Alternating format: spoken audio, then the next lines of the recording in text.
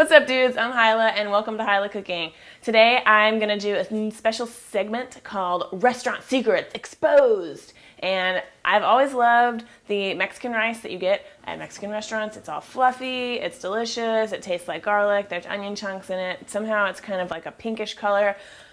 Whatever, I finally figured out how to do it, and now I'm gonna share it with you today, and I really hope that you're all just as excited as I am, because if not, I'm gonna be really super embarrassed.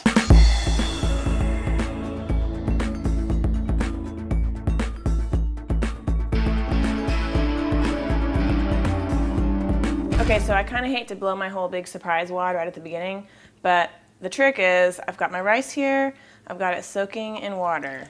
That's the trick. Put your rice in a little sieve or whatever, although I always say sieve. I don't know how to pronounce that word. And then put some water in there and then soak it for 15 minutes. And this is just regular old long grain rice. And I learned this little trick where you put the water in the little thingy first and then put it in the water.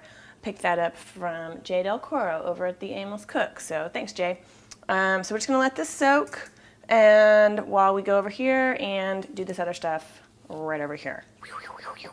In this little pot, I just have some butter. You can use oil or whatever. All right, and then it's just got some onion, celery, garlic, and bay leaf. And if your favorite Mexican restaurant uses carrots or peas in their rice, then you can add those too.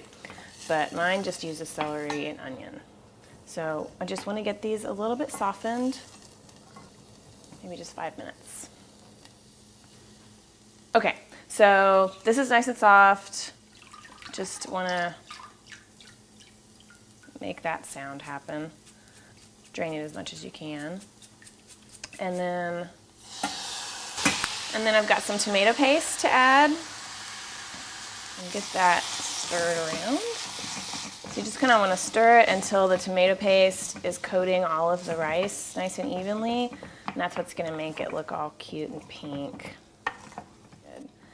And now I'm going to add salt and pepper. I'm using a homemade chicken broth, so it doesn't have any salt in it. If you're using a store-bought chicken broth, then taste it first. And if it's real salty, you might not need to add any more salt. And some pepper. Okay, we're just gonna kind of fry it a little bit. Kind of just trying to dry the rice out. Just a smidge. And when it starts to, I don't know, look like that, it's not quite all like clumping together anymore, then we're gonna add our chicken stock. And you know, you can use vegetable also. Okay, I'm gonna turn my heat back up to high.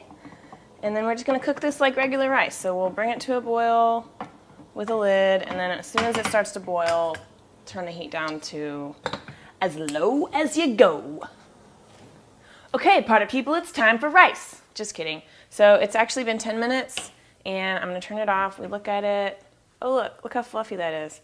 Don't eat it yet. I'm gonna put the lid back on it, and we're gonna let it sit for 5 more minutes, and that is going to ensure extra fluffiness. Okay, 5 minutes later, and then you want to just kind of use a fork to fluff that up. Look at that. It's like confetti. It's so fluffy and tender.